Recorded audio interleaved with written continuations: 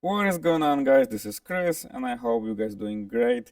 And today I'm gonna be working on 2012 Volkswagen GTI. It came to the shop with p2015 code, which is intake manifold runner position sensor.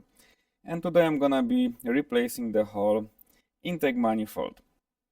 The code is for the position sensor only, but I'm gonna be replacing the whole assembly and I'm gonna explain why later in the video. So first, of course, we have to remove the top cover and then we're going to work around the intake manifold. We gotta disconnect all the vacuum lines, all the connectors, sensors, throttle body and other components. There's a lot of bolts and brackets that you have to disconnect or remove. So let's start and remove a couple of brackets. Of course, you gotta remove the intake, the plastic intake, then the hoses, move them on the side, and then the brackets and the vacuum lines. Once this is disconnected, we're gonna start with the bolts for the intake manifold itself. There is bolts on the top and on the bottom. There is 10 millimeters nuts on the sides, on the bottom, and on the center there is bolts. You gotta remove this vacuum line from the sensor. Just remember, guys, when you're going to remove anything, just remember where is it going, so you can put this back together. And you have to remove this bolt for the bracket, and then we're gonna be working on the throttle body. Also, there is another bracket on the side, also has to be removed. And once this is on the side, we're gonna start working on the throttle body. And first, of course, we have to remove the intake tube. And to remove the intake hose, you have to loosen the clamp, of course. And then, guys, there is two brackets for this plastic tube. So you gotta be careful because there is a bracket on the top right here. It's mounted to the engine block, and there is bracket on the bottom. So remember about the bottom one, because if you start pulling this down from the throttle body, you're going to break it. It's just plastic. So you have to remove this shield from the bottom of the car, and then remove the bolt right here for the intake tube. And then you can move it on the side. You don't have to remove it completely out of the car, just push it on the side. And then you're gonna be able to remove the throttle body. For the throttle body, you do have 4 bolts, 2 on the front and 2 on the back. There is a really tight spot, really not enough room to get to the bolts, but it is possible to do it. You can work around this and don't remove the throttle body, but I found the easier way to just remove it completely, so it's better to get to the bolts. And there is a gasket, but the new intake manifold will come with the gasket. And of course, disconnect the connectors. When you guys get the new intake manifold, get the intake manifold with all the sensors. Don't get the one without the sensors. And that's the bottom bolts that you have to remove. And there is a bracket, guys, right here that holding the intake manifold. It does have a nut on the top and a bolt on the bottom. The bottom bolt is connected to the engine block, and you have to remove it. To remove it, you gotta move out of the way 2 lines. There is a vacuum lines, and you gotta remove this and move it on the side. You don't have to remove it completely, just move it on the side. And there is the bottom bracket that you can see. This is the bottom bracket. There is a socket on it already, so you guys can see better, and then you can remove it. Then of course remove all the bottom bolts for the intake manifold. Make sure all of them are gone. There is two 10mm nuts on the sides and bolts on the center, and remove this fuel line.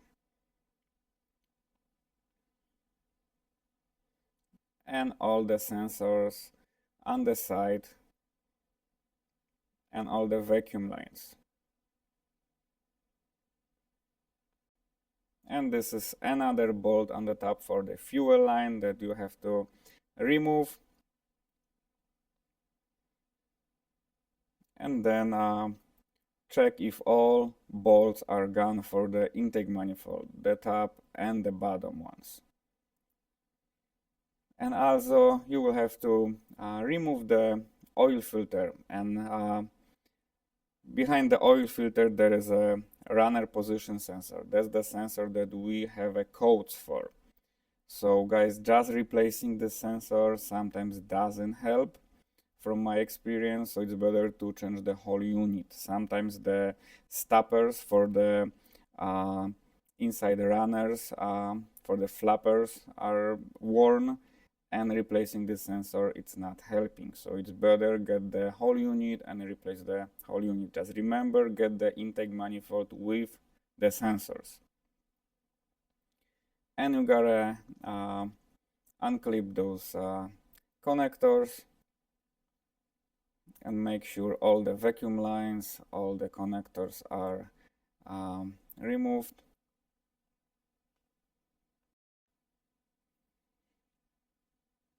And this is another clip that you gotta remove right here that's holding the wiring.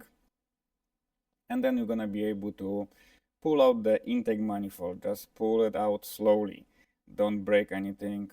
You gotta disconnect this orange sensor and disconnect the injectors.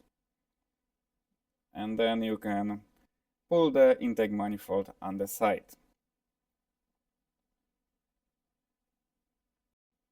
And look at this, guys. This is cylinder head runners, and look at how much carbon buildup is inside.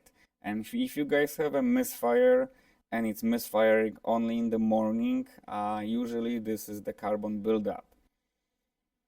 And this is the intake manifold on the left, the old one on the right, the new one. Of course, you have to transfer all the injectors and the vacuum lines. Of course, just don't transfer the old sensors, because this is the reason why we replacing the intake manifold.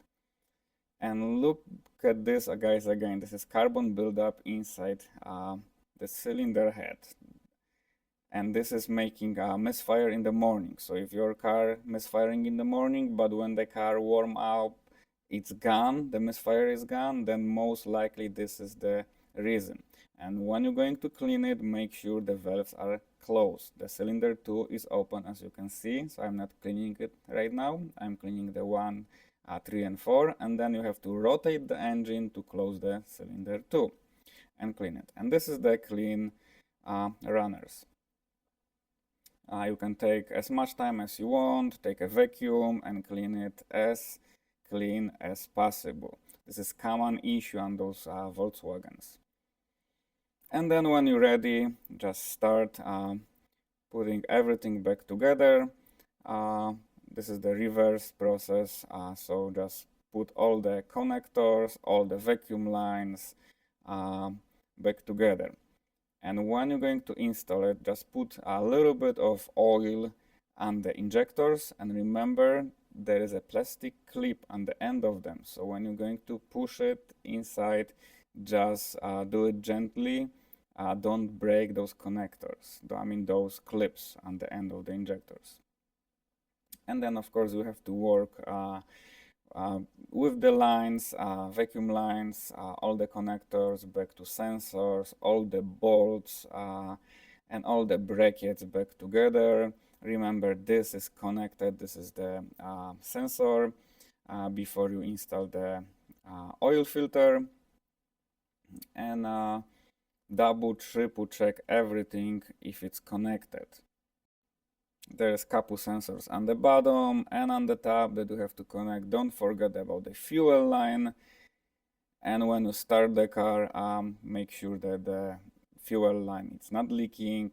You have to install the throttle body, remember about the gasket there, of course the oil filter. It is a good idea to change the oil right after your work. And all the clamps for the intake hose, make sure they tight, all the brackets back together. And of course, after you finish, start the car, check again the fuel line if it's not leaking. You have to clear the check engine and drive around to make sure nothing is coming back. And again, I like to check everything a couple of times if everything is plugged in. And that's pretty much it, guys. So if you guys have any questions, comment below. If you guys like the video, like it below. And thank you so much, guys, for watching. Have a good one.